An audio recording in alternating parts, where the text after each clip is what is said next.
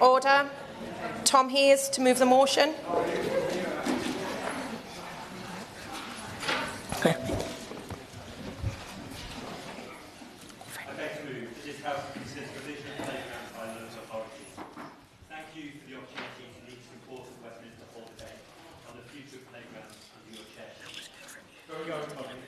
Fixing our public services and securing our unity as a country are serious issues to consider, serious goals to pursue. We need to be on the side of working people. We also need to be on the side of playing children. We need to be as serious about the play of children as we are about the work of adults. And if anyone listening is in doubt, this is because our country has trivialised play for too long. I am astonished that there has only ever been one national play strategy launched 17 years ago. I am astonished that this debate is the first to happen in 8 years, and at an hour, the longest for 17 years. Is it any wonder that people feel pushed out by politics and disaffected by democracy when playgrounds are so ignored that they have been left to fall to pieces, miss large pieces of equipment, and largely exclude children with special educational needs and disabilities? Is it any wonder that our playgrounds are rotting when our Parliament barely discusses them, and the last government to invest in them, a Labour government, did so 17 years ago, only for its £235 million programme to be cut 3 years later by the coalition government? Why does it matter so much for this new Labour government to help children to play? Well, let me tell you in the words of my constituents. I launched a survey before Christmas once we had confirmed this debate, and we sought this debate following a roundtable with local parents. And I'm pleased to see a constituent who attended that roundtable, Anne-Marie Burr, here today. Anne-Marie has also helped to launch the Our Spaces BCP Facebook group, which brings parents together to campaign for better play equipment. My survey has received 642 responses, and I want to thank everyone who has shared their views. I've read every response, and I've read every comment on this on Facebook and Instagram. Minister, it is time to take you on a tour of beautiful Bournemouth and their viewpoints. The first point, the main thing that parents tell me they want for their children from their playgrounds, is a place to grow, to learn, to experiment, to push themselves, to learn alongside others and be free of a screen-obsessed childhood. Neem from Springbourne says it well. Creativity is built in these free spaces where parents create their games and realities. Neem's daughter was obsessed with the monkey bars. I can relate. They have built capabilities that Neem knows only a playground could have built. For Skye and Folkestone, playgrounds give children a safe place to play and explore. For Natalie in Southbourne, unstructured free play helps children develop in many ways, including their cognitive development. And Charlotte, also in Southbourne, agrees. Playgrounds are essential for child development. Playgrounds provide critical space for imaginative play in the view of Chloe in Springbourne, Susie, Milo and Lily May in Southbourne, Louise and Kelly in East Southbourne, Christine and Lucy and Amy both in Queen's Park, and Angela in Muscliffe and Verity in Tuckton. Mark in Littledown talks about the joy that his young children feel when they play and when they develop as they play. They love to go to the park. It's a good thing for them to do. It develops them both physically and in terms of engaging with other children. Thomas in Southbourne sees the same joy in his children's play. Good playground equipment helps children to develop physical skills like bounce and grip, but most of all, they're fun. My second point is that in a cost of living crisis, playgrounds give families places to spend time at no cost. Joanne in Muscliffe is right to say that they provide free activity, and this is echoed by Nicole in Moordown, Louise in Charminster, Laura in Springbourne, Sarah in Iford, Victoria also in Muscliffe, Victoria in Folkestone and Candice in Tuckton. And a third point raised by residents is that playgrounds are vital outdoor spaces for parents and families who don't have space at home. Stephanie in Littledown and Iford says it well. For some children, they do not have access to outdoor space at home, and playgrounds are vital for the health of this group of children. Kimberly in Muscliffe agrees that playgrounds provide a place to go and meet others when lots of children don't have access to a garden or the kind of equipment that is in a playground. And Rachel in Muscliffe says it brilliantly. We need safe outdoor spaces for our children to be able to enjoy. It helps with reducing isolation. And when the world of children is constantly shrinking, this is even more important. Sadly, we have some politicians who tell children to get outside more, when it's not fair to criticise them for spending time on their screens, enjoying play in the only way they know how, because it's usually the same politicians who have forced them through policies and funding cuts to shrink their worlds to their homes, or even worse, to the smartphone in their hand. When playgrounds are being locked up or sold off, when parents lack safe outdoor spaces, where is left for children to go? As Alice in Boscombe says, how can we keep our kids away from screens when playgrounds are broken, unattractive, a lot of times unkept and dirty. And the consequence. Parents know that fewer of the social skills that children need to acquire as adults will be acquired through the scrolling of bottomless social media feeds. Anyone who has seen a 2-year-old master the touch and swipe interface of a smartphone knows that we risk more and more children at younger and younger ages spending more and more hours scrolling through bottomless feeds. Parents are concerned. Helen in Southbourne says that with the rise of screen time in the younger generation, we as adults must provide exciting, enjoyable and affordable alternatives. Sian in Springbourne says that we need playgrounds so children aren't stuck behind screens all day. Young brains are being rewired. We want children to be children because it's a good thing in its own right, but we must keep in mind that the growing number of children hooked on social media today may be the growing number of patients of mental health services and economically inactive adults, contributing less in tax to the Treasury while increasing demand on already strained publicly funded services. Just as our predecessors in Parliament passed legislation beginning more than a century ago to protect children against work-based childhoods, so we can pass the Safer Phones Bill to make smartphones less addictive for children. My fifth point is that playgrounds are important places for children with special educational needs and their carers. When our lack of play spaces shrinks the world of children, it particularly shrinks the world of children with special educational needs and disabilities. Terry from Springbourne has told me that after her autistic daughter's school were unable to meet her needs, she ended up home educating her. The local park is the place where she can socialise, get the fresh air she wants and exercise. She genuinely looks forward to our daily park time. Catherine from Boscombe. She says aside from children's physical development, it's also a place that children and parents can go when mental health takes a dive. As a mum of children with SEN, this is essential to our daily routine. And Terry from Muscliffe says there is barely any accessible play equipment in our local area for children with complex needs. If a child uses a wheelchair, there is nothing that they can do in parks. You'll be pleased to know that I'm coming to the last of my points. Point 6. Playgrounds also help to end the isolation that parents can feel. It's not just children who can benefit. As Anna from Southbourne says, on lower, more exhausted days, I've had some really special moments of connection with parents. I don't know in playgrounds while our children play. For Matthew from Springbourne, playgrounds offer a place to meet friends and other parents alike. Laura, also from Springbourne, says that the social and psychological value of play parks as part of the fabric of a healthy community should not be underestimated. As a parent to my young daughter, the park was often the only place I might interact with other adults and parents on a given day, and it was a nexus for exchanging local information and support. And most heartbreakingly, Mary from Queen's Park says that playgrounds can be a lifeline for mothers in distress. I have met mothers who are escaping domestic abuse, poor housing, depression, loneliness, or just need a change. In an age of isolation, polarisation and insecurity, society can be reinvigorated in the playgrounds of our country.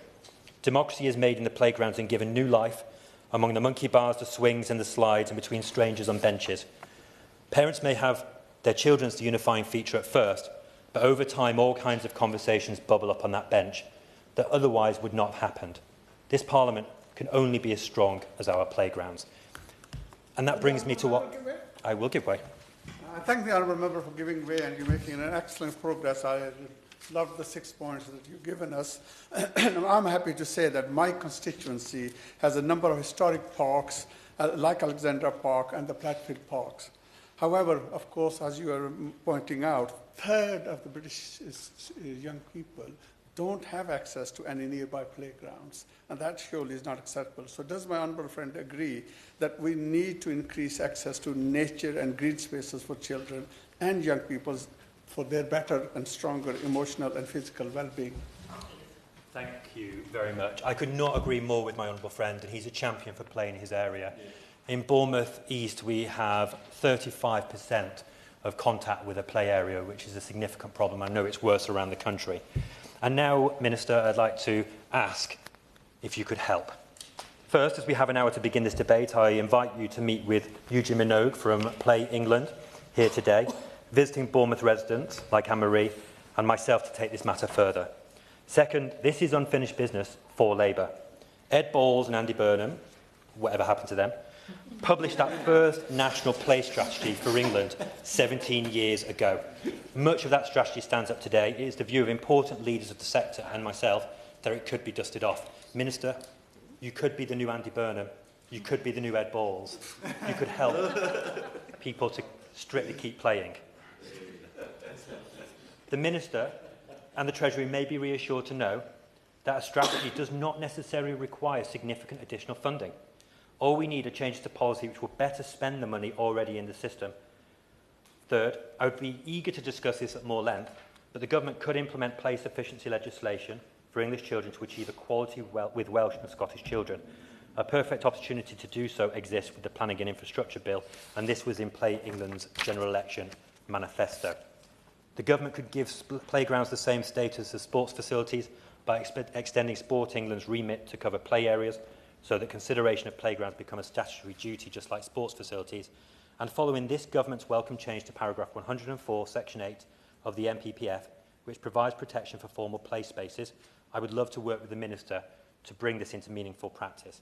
Lastly, I would urge the Government to mandate local authorities to map play facilities, both the current state and quality, something that BCP Council has done voluntarily, not because they were mandated. And I wish to commend BCP Council for agreeing a new strategy to plan for play, and I'm not doing that purely because the Liberal Democrat spokesperson is the last leader of that council and about to respond. Lastly, I really just want to commend local councillors across Bournemouth East, in particular Sharon Carr-Brown, who has been advocating for play areas in her ward of Queen's Park and Charminster, and indeed it reflects the advocacy of Sharon and her co-councillor for the ward to be focused upon. We're soon to see a £75,000 grant funding bid going in this week, and if successful, that would be flexibly spent in the ward. Good news for Cyril Gardens rather. It's about to see the replacement of a long broken toddler swing, which just goes to show that when you campaign, you can get things done. I want to close that just by saying this. In 1999, Tony Blair said that if we are in the politics for one thing, it is to make sure that all children are given the best chance of life. In 2024, Keir Starmer said, arguably nothing says more about the state of a nation than the well-being of its children. We've had such consistency over so many decades. Now is the opportunity for this government to finish the business of the last Labour government. I want to support this government as it supports Bournemouth's children and families to improve their well-being, and we could do no better than to start with this long overdue, once-in-a-generation improvement of playgrounds. Thank you. I remind members that they should bob if they wish to be called in this debate, and also that I will be calling the front benches just around 5:10. The question is that this House has considered the provision of playgrounds by local authorities. I now call Jim Shannon. Thank you, Madam Chair. An absolute pleasure to speak in this, and I'll restrict myself to the time limit and ensure that others can make it as well. First of all, can I commend the Honourable Gentleman for Bournemouth East for setting the scene so opportunistic, should say, and to discuss this. If we ask any councillor in any borough in the United Kingdom of Great Britain and Northern Ireland about playground provision, they will tell you it's the greatest issue, one of the greatest issues, after dogfighting, of course, it's one of the greatest issues that people will have in their lifetime, not simply in terms of securing funding for a play park, but the upkeep and the need for greater provision of disabled access equipment, and particularly for those who are disabled. It happens all the time. I commend, Madam Chair, those of my constituency, and I used to be a councillor for 26 years and before I became an assembly member and then came to here. So I understand where the responsibility lies, but I also understand that sometimes community power can make a difference. My council, Ards and North Down Council, were to close the play park in Kirkcudbright, but community power made the difference. They campaigned heavily, and at the end of the day, their case was won justifiably. The play strategy for my local council highlights that is recognised that the ability to play should be available to all regardless of age, gender or ability. The delivery of a fixed and non-fixed play provision should ensure that all needs are catered for. And as a minimum, 30% of equipment in fixed play areas should be classified as inclusive. Therefore, everyone can use it. There should be a reasonable balance of play equipment suitable for younger children, those in the 3 to 6 group and those in the 7 to 12 years old group. This is much easier said than done, of course. Whilst it's great that councils have their own play strategies, the piecemeal approach does mean a postcode lottery. So I suppose the question I want to ask, given a Northern Ireland perspective to this, of course, and to the Minister, is we need not a postcode lottery, we need a strategy, a policy, a regulation across all of the council areas. 97% of teachers say that outdoor play is critical for children who reach their full potential. I have 6 grandchildren. The biggest girl, she's 15. She plays in the local football team. I can tell you that the sport and the outdoor activity of my 6 grandchildren, the age from 14 or 15 right down to the age of 2, is so important. It boosts social skills. It gives the opportunity to children to let off steam. And with the recent worrying news of some 70,000 children in the United Kingdom of Great Britain and Northern Ireland are suffering as a result of inadequate mental health support, adventurous outdoor play is more important than ever. And for those who have autism, who are educationally challenged, whether it be ADHD or indeed dyslexia or any of the other educational issues, it's really important. I would ask them if there are any plans or intentions to deliver funding to councils to enable them to meet obligations and to ensure that children in every area of the United Kingdom where the Minister has responsibility, but in discussions as he has regularly with Northern Ireland, to meet with other children, to learn new skills, to push themselves into new experiences.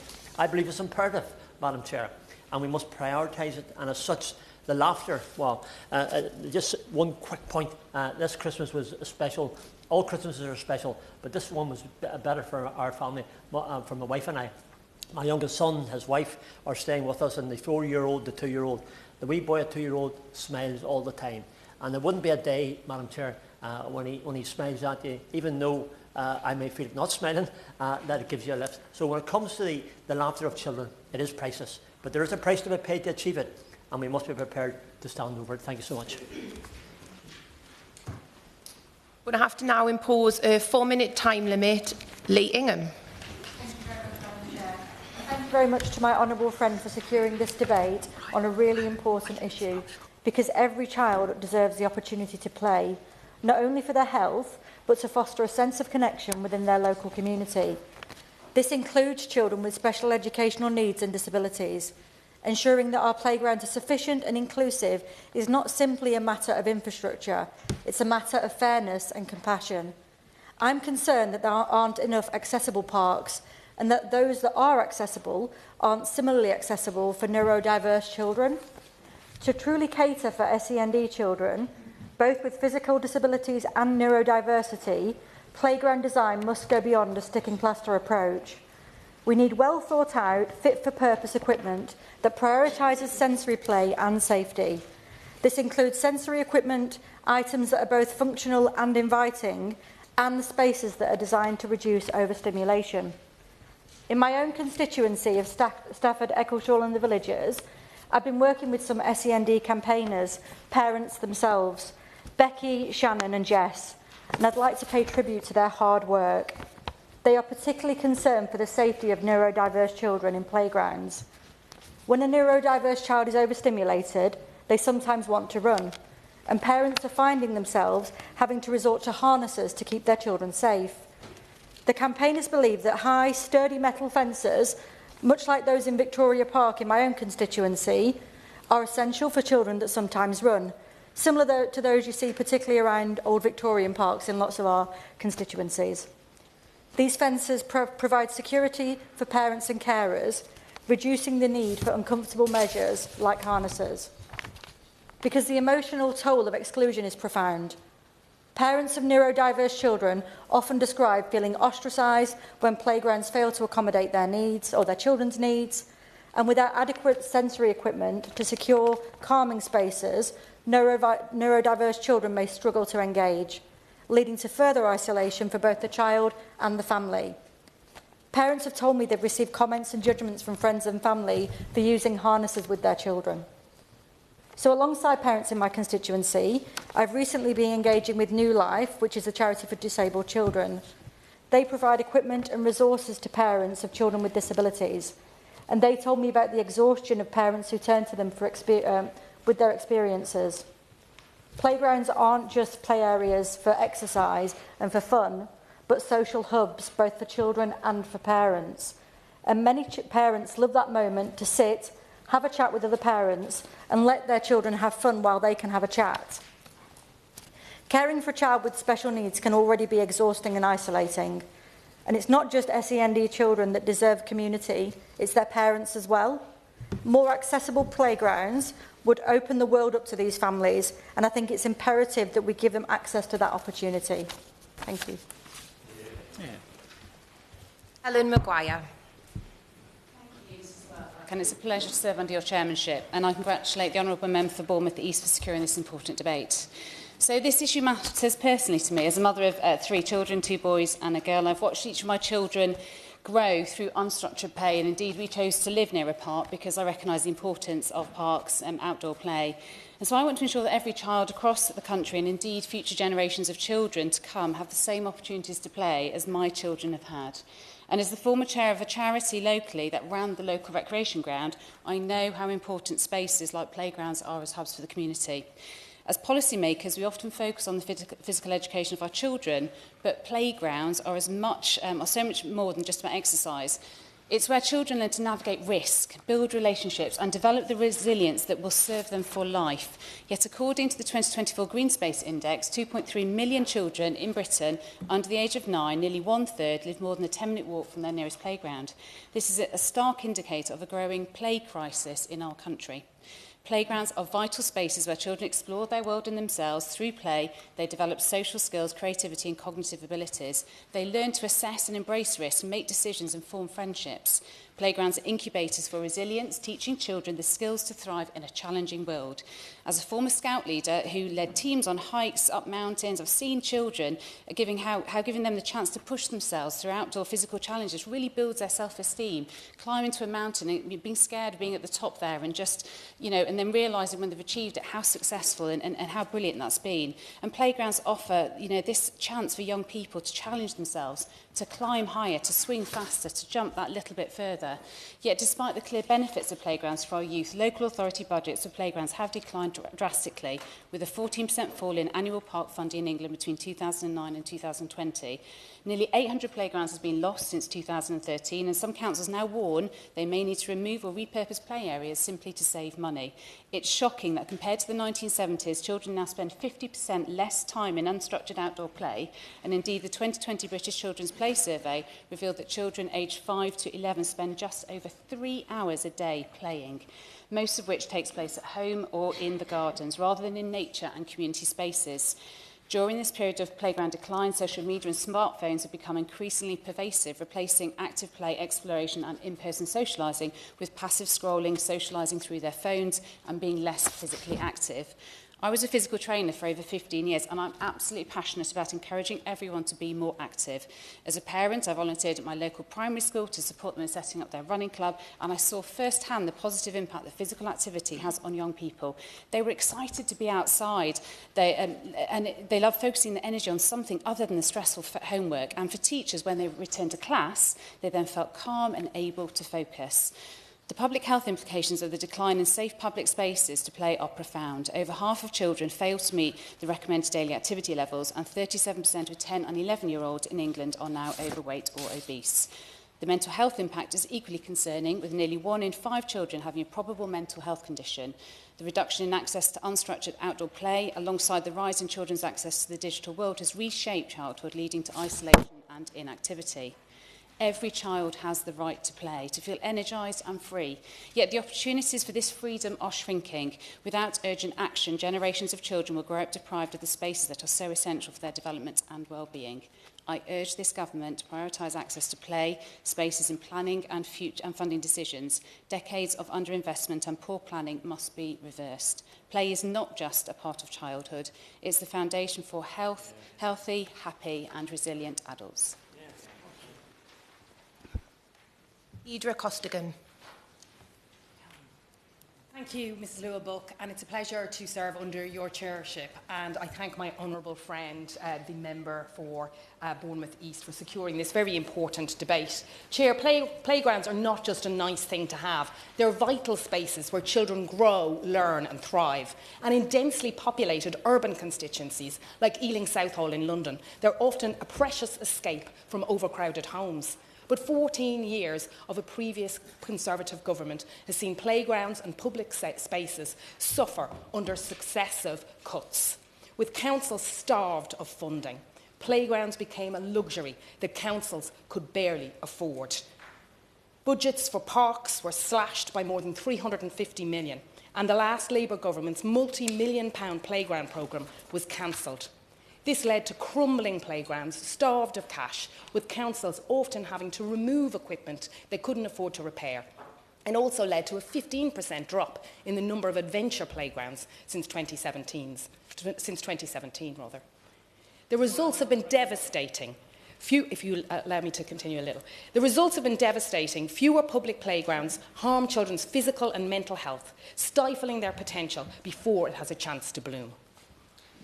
Thank you for giving way. And I completely agree that the lack of funding for local authorities' playgrounds has been catastrophic over the last 14 years. In my own constituency, we've had to rely on central government funding to renovate particular playgrounds, in particular Hayden Hill Park, next to Old Hill Cricket Ground, which is fantastic. We've been able to secure the funding through the Towns Fund, thank you, Minister.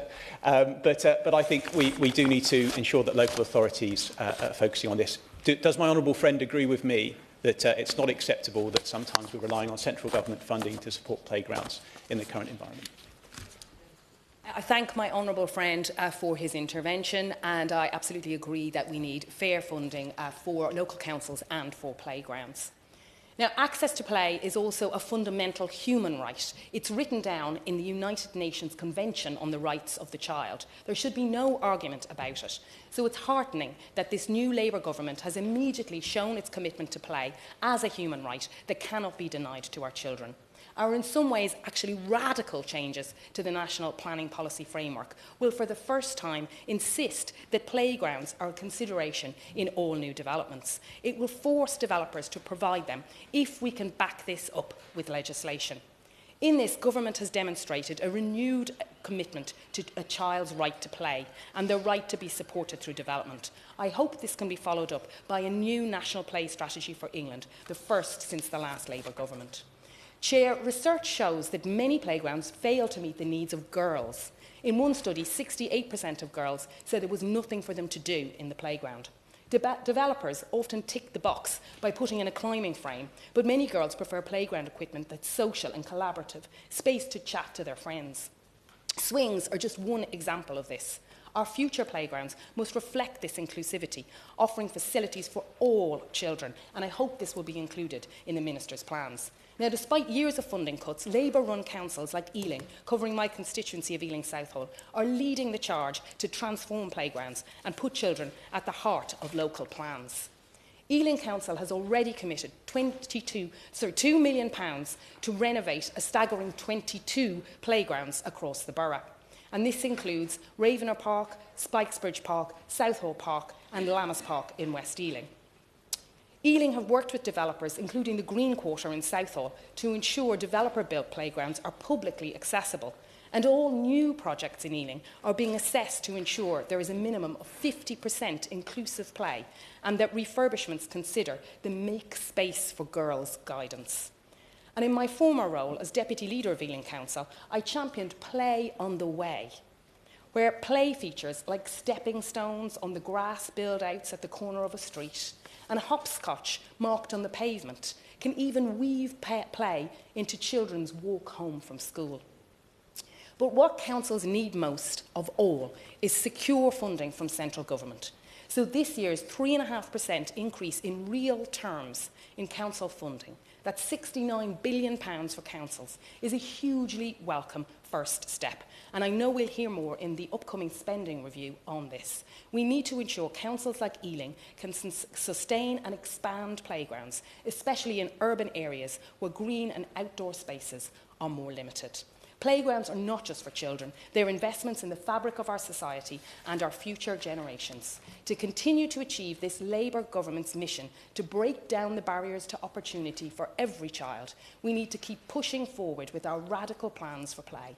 It's time to reverse the damage of the past and create spaces that truly reflect the vibrant, equitable future that we want for our children. Thank you, Chair. Now need to put a 3-minute time limit on backbench speeches. Shock at Adam. Thank you, Chair. Can I say it's an absolute pleasure to serve under your chairmanship, and I would really like to take this opportunity to thank the Honourable Member for Bournemouth East for securing this debate on an important yet overlooked area of playgrounds. Many of the members have already articulated the advantages of playgrounds from provisions for mental health, living in a concrete jungle and physical activity. But in an era where screens dominate our children's attention and social media replaces face-to-face interaction, these playgrounds are more critical than ever. And I want to focus on two overlooked benefits that they provide. One is tackling obesity and building community cohesion. First, let's consider the role of playgrounds in combating the epidemic of childhood obesity. The government has laid out two vital objectives in its preventative agenda: halving the gap in healthy life expectancy and creating the healthiest generation of children ever. Playgrounds directly contribute to these goals through their activity. What they do is they serve healthy food in many of these places, fruits and vegetables and hot meals. For some children that I know, these meals may be the only nutritious food that they receive daily. In communities where food insecurity is high, playgrounds are not just a place for fun, they are, without exaggeration, a lifeline. They ensure children can play and thrive, fueled by nourishment they desperately need. Without these spaces, our fight against obesity and related diseases becomes even harder. Secondly, in my constituency of Leicester South, this has borne out that adventure playgrounds foster something even more intangible, and that is community cohesion. Children unite whilst they're playing from all walks of life, breaking down race, class, and culture. Playgrounds remind us of our shared humanity in a world increasingly divided by polarization and conflict. As children play, they create these bonds, and as been mentioned by my honourable member, the United Nations Conventions on the Rights of Children recognise this in Article 31, declaring play a critical human right. Unfortunately, this right is under threat. The number of playgrounds in the UK has fallen from 253 in 1980 to just 126 in 2021. Worse still, many of these playgrounds operate under limited hours, lacking resources, ensuring that children and the play workers don't create any meaningful bonds. Closer to home, I must raise the plight of two incredible adventure playgrounds in Leicester South, St Andrews and the Highfields Adventure Playground, where I played at as a child. Both are on the verge of shutting down, despite being in areas already scarce in provisions for young children. Highfields, in particular, is a pillar of its community for over half a century, and it still lacks secure tenureship. The loss of these playgrounds would tear the fabric of the communities and they serve. So please will the Minister meet with me to see if we can discuss to save these playgrounds. Thank you. Ben Craft. Thank you, Mrs. Lawler. And congratulations to the member for Bournemouth East for securing this debate today. Playgrounds are a vital part of local community infrastructure, and free access to outside local play space is something that all children should have the opportunity to enjoy. However, for disabled children and their families, this access is often not forthcoming, and it is this that I would like to briefly speak on today. As part of their Let's Play Fair campaign, Scope carried out polling looking at playground accessibility, finding that 1 in 10 disabled children have minimal or no access at all to their local playground. 1 in 7 could not enjoy the playground as a family, as siblings are unable to play together, and half of parents of disabled children said that there were some accessibility problems with their local playground. My oldest child is disabled. We have on many occasions visited playgrounds that are unsafe for her due to her disability. Sometimes we can make this work, however, there are times when we just can't. Structures are built in such a way that myself and my husband can't support her on them safely, while also supervising her sister, and there are no accessible alternatives to things such as swings, which is her absolute favourite activity. She gets extremely upset that she can't play, that she can't take part, and who can blame her? Why is my child being told that she is not good enough to play, that my family isn't welcome in this shared public space? The feeling of an asset that is for your community, not being for you and your family, is something that cuts deep. I know that my daughter will face challenges throughout her life, but being able to play, to be a child, should not be one of them. I'd like to address some of the misgivings about accessible playgrounds that exist. They do not necessarily need to cost more than non-accessible playgrounds. Retrofitting is expensive, but there is no reason why disabled children and their families are not being consulted about what they would need to make their new playground accessible. Indeed, there is even an argument that local authorities and other public bodies would be failing in their obligations under the Equality Act by not doing so. And accessible playgrounds are not exclusively for disabled children. Good accessible playgrounds are inclusive playgrounds. Excellent playgrounds allow access for disabled children while maintaining and providing challenge for non-disabled children as well. the Adventure Castle at Highlands Park in Chelmsford, the renovated playground at Wat Tyler Park in Basildon, and closer to home, Elm Road Open Space or the Manor in my patch provide accessible play equipment in a way that allows access for disabled and non-disabled children to play together. But these are few and far between, so I would like to ask the Minister to encourage all those who provide playgrounds to bake accessibility into them, talk to children and their parents, and make play spaces finally somewhere that all children and their families can enjoy. Yaz Athwal. Thank you. And can I commend the member for Bournemouth East, my honourable friend, for securing this debate. And Madam Chair, what a pleasure it is to serve under your chairmanship. Playgrounds are a vital resource, providing local communities with free, accessible activity space for children. Not only do playgrounds support children's mental and physical development, they reduce loneliness, creating hubs for families to meet and socialise. Local families choose to put down their roots in Ilford South, thanks in large part to our excellent schools and fantastic parks. Almost a third of my constituents are children, so it's critical that their families have access to outdoor space and playgrounds. When I served as leader of Redbridge Council, I led a multi-million-pound investment programme into our playgrounds, delivering accessible equipment for local families to use. We knew that playgrounds and play spaces were as important for physical and mental well-being of children and families as local libraries, as well as serving as a leveller for all social groups to be together, regardless of background and socio-economic status. On that point, will the honourable member give way? Of course. David Chadwick. I'd like to thank him for giving way and thank the member for securing this debate. I have 2 children under 3, so I was delighted to come and contribute to this one. Does he agree with me that an extra benefit as well for investment in playgrounds is that they bring footfall into our town centres and nearby shops and cafes, thereby benefiting the local economy too? I have one such example in Brecon at the King George V playing field, which I hope will help to regenerate our town centre. Thank you. And I absolutely agree, and the footfall is much needed in this day and age.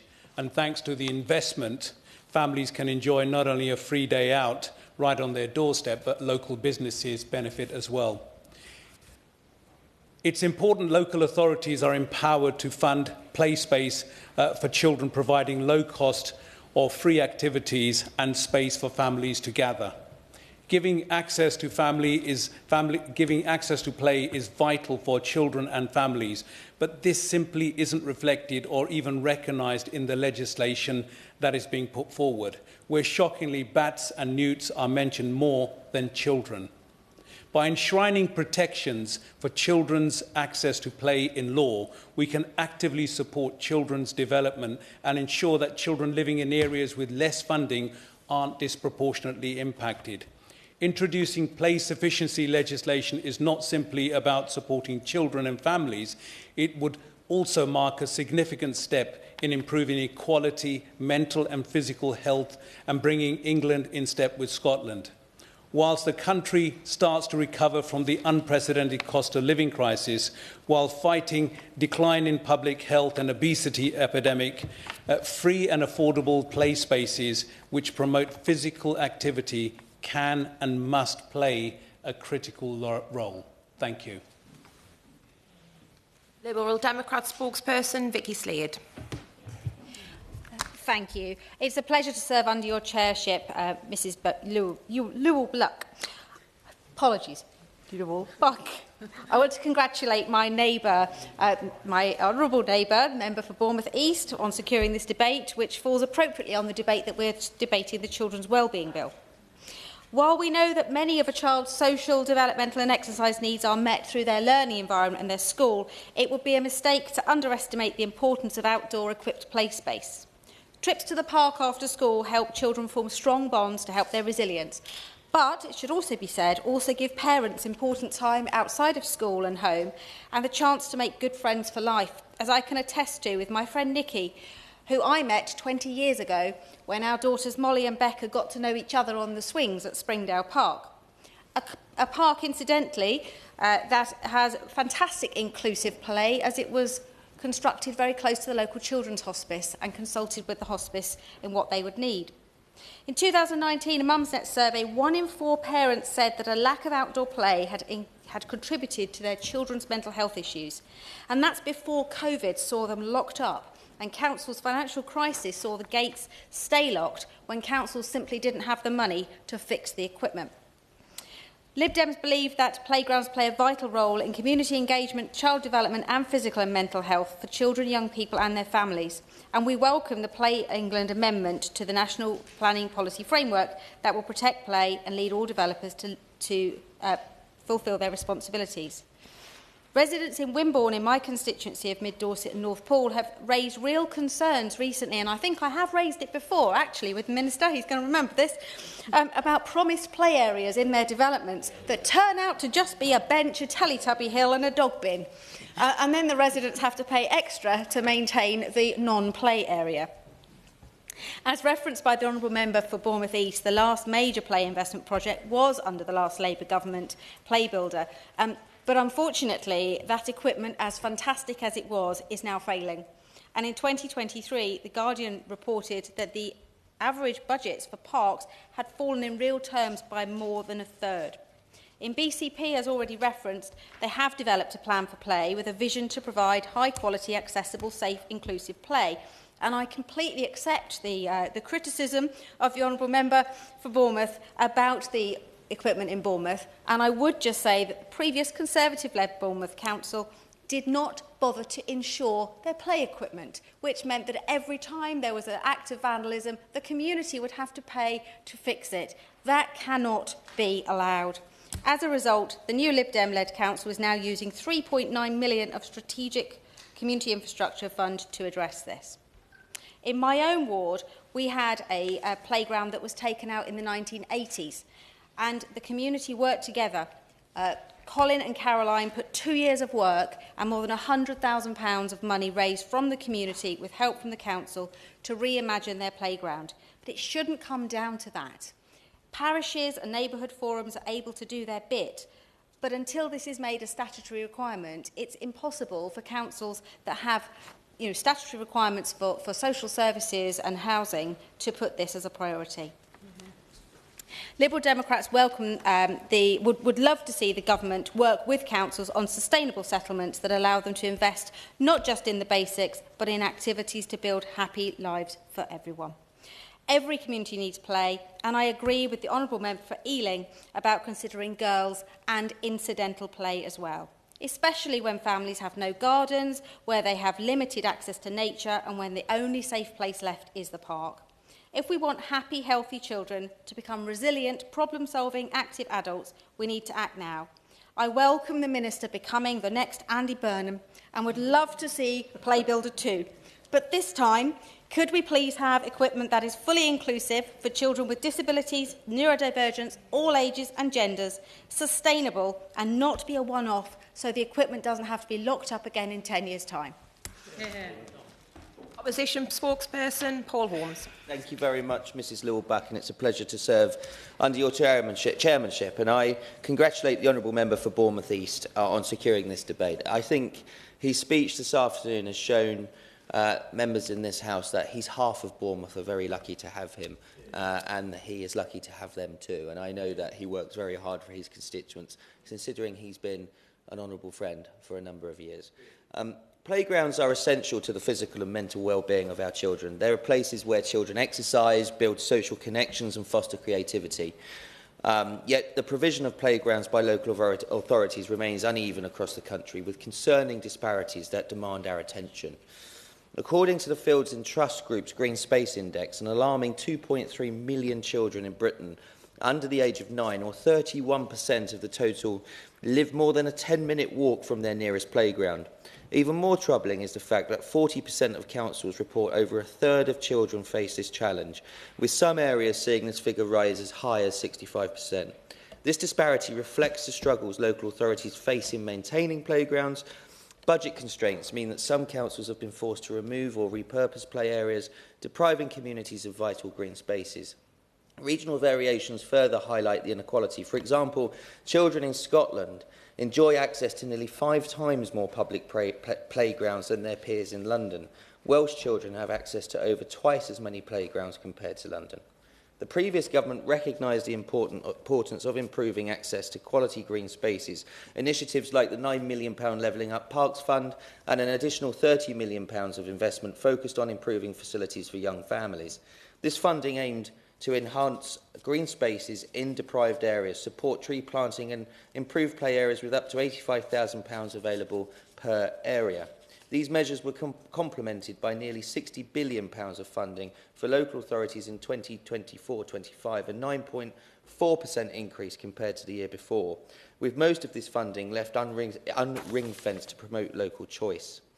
Mrs Lewell-Buck, the Conservative Party firmly believing in empowering local authorities to make decisions to best suit their communities. However, central government must also ensure that councils are equipped with sufficient resources to deliver essential services like playgrounds. The revised National Planning Policy Framework provides an opportunity here, and many members have outlined and I welcome the fact that that will now be included, but that needs to be enforceable under the MPPF. As the Liberal Democrat spokesman outlined, within my own constituency, which has seen excessive development, we often find that things are promised to local people by developers, and local authorities are not able to take the enforcement action necessary to be able to enforce those facilities to be built. That's something that I would look to the Minister to enforce through the MPPF and through regulatory SIs if need be, to make sure that local councils have the power to make sure that those services are provided.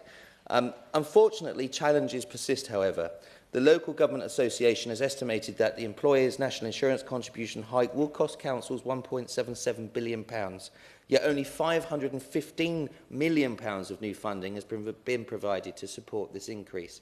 This shortfall puts further strain on local budgets, making it even harder to maintain and improve local playgrounds.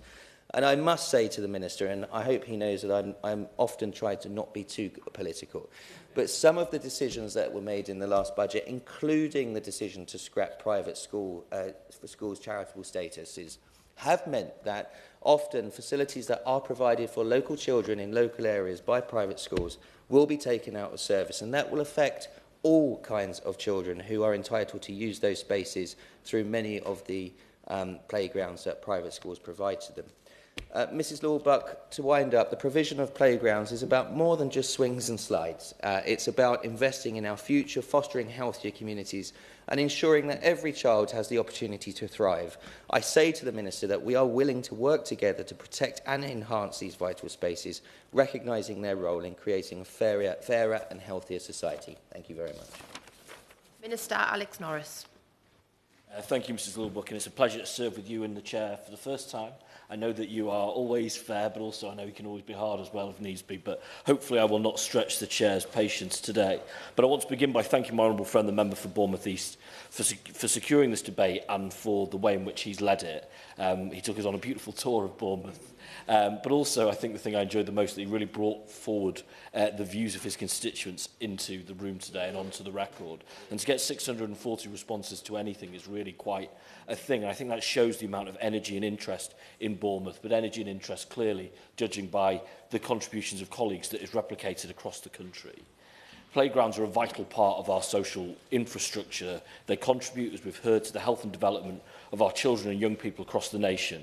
And for us, as important as a government, they build on our mission of opportunities for all by ensuring that everyone has the best start in life. And I want to pay special tribute to the parents that my honourable friend referenced in his speech and provide them for the insights that they have given to him and he's been able to give to us. But I also want to recognise the work of councillors Millie Earle, Sandra Moore, Andy Hadley, Rebecca Whelan-Edmonds and Barbara Uphoff in the work that they've done on a play strategy in Bournemouth. There's clearly something very special going on in this area in Bournemouth. And Councillor Sharon Carr-Brown for her work to improve the quality of play in her ward and beyond. And I also give thanks to Eugene Minogue and Play England for their work and clearly the support that they've given to Bournemouth and my honourable friend and their championing of the importance of play over the last 20 years.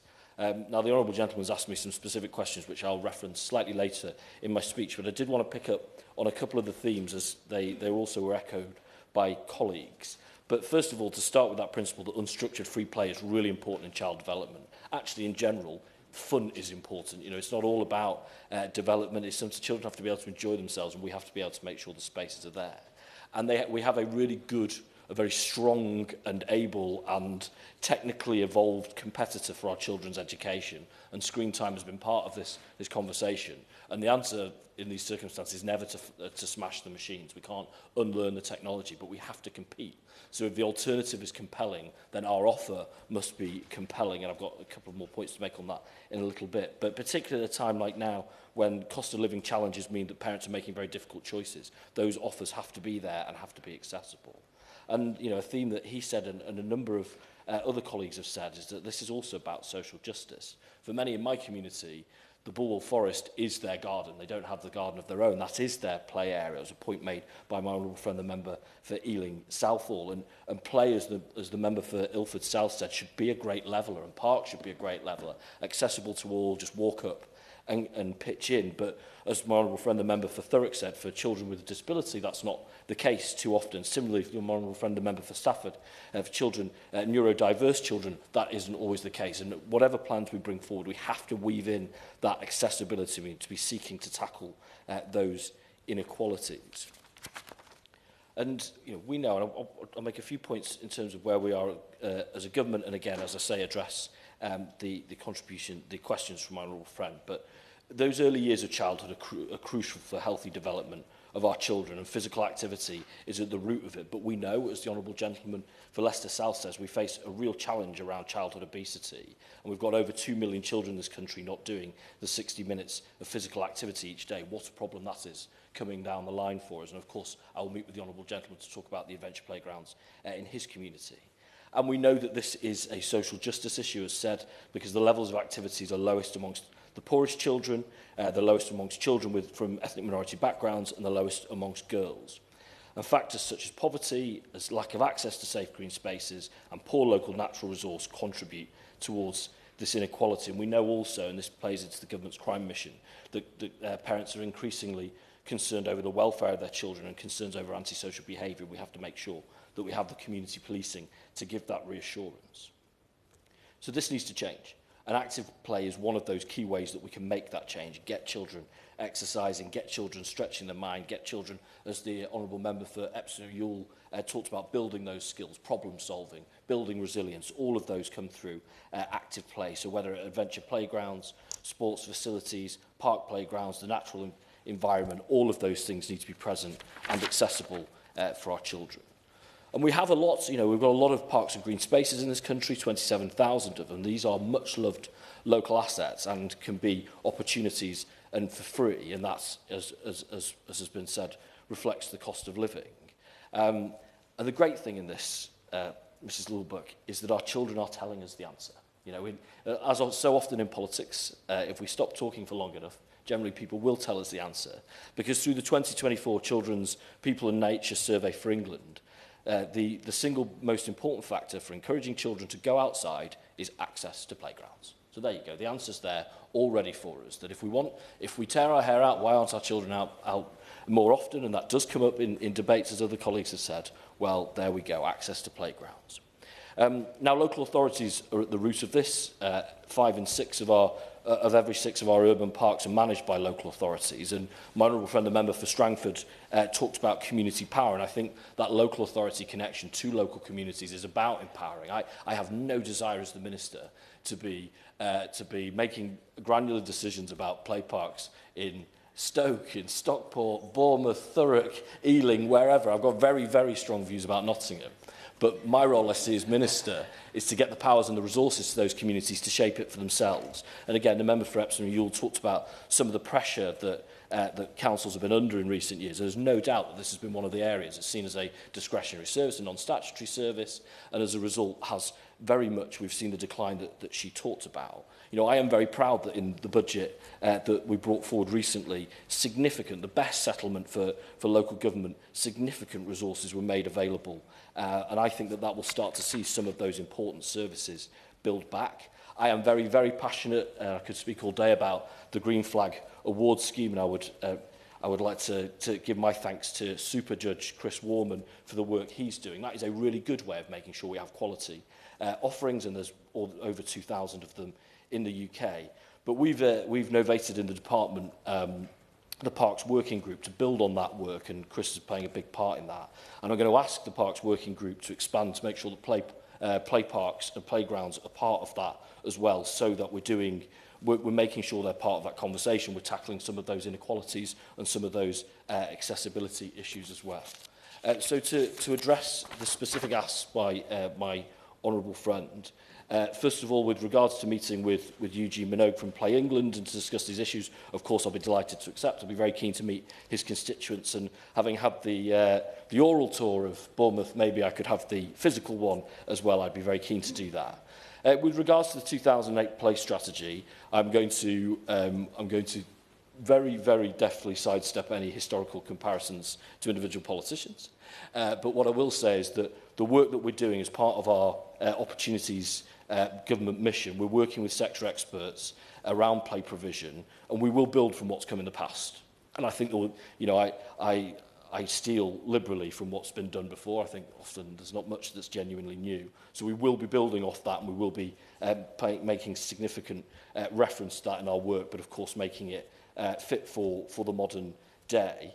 And I think we're going to take a similar approach with regards to place sufficiency legislation. I want to follow the evidence a little bit with the experts and communities. I want to understand a little bit more about Scotland and Wales as well, because there is clearly a distinction and a difference, and whether law could augment that. But I wouldn't want to run ahead of having done that bit of work. With regards to sports fields, that my officials are working with officials in DCMS to look further into this, and I will keep the honourable member updated with that. And then the final ask with regards to mapping play facilities, you know, we want to get that burden right on local authorities in terms of not putting too much onto them, but we are looking at other ways in which, because actually I think the goal is a very important one, because it tells us, you know, we do know that, you know, one of the biggest driving factors beyond quality is distance. And I always my community is a former mining community, so we have lots of country parks. People think, oh, you're very well provided for. The gates are never on our side. And that's something of great frustration. So it's making sure that we do know what those distances are and access. And again, there's a significant correlation between mental health across the population and the distance to green and open spaces. So one of the ways, perhaps, rather than asking local authorities to do it, last August, the Office of National Statistics have entered into this space on access to green space for the first time, and we're committed to further refining this work to make sure it's doing that job. Similarly, the Green Flag Award Scheme does, provide a bit of a map of its own in terms of where facilities are and where the highest quality ones are. So we're very keen to make sure that we do get that mapping right, and we do understand that equity piece, and we do understand which communities may need greater support. So I'm conscious that the honourable gentleman will need some time to wind up. I'm very much looking forward to meeting him and his constituents, and I'm very much looking forward to working with colleagues in the spirit that the opposition spokesperson used, and indeed other colleagues did throughout the debate. Thank you. Tom Hayes to wind up.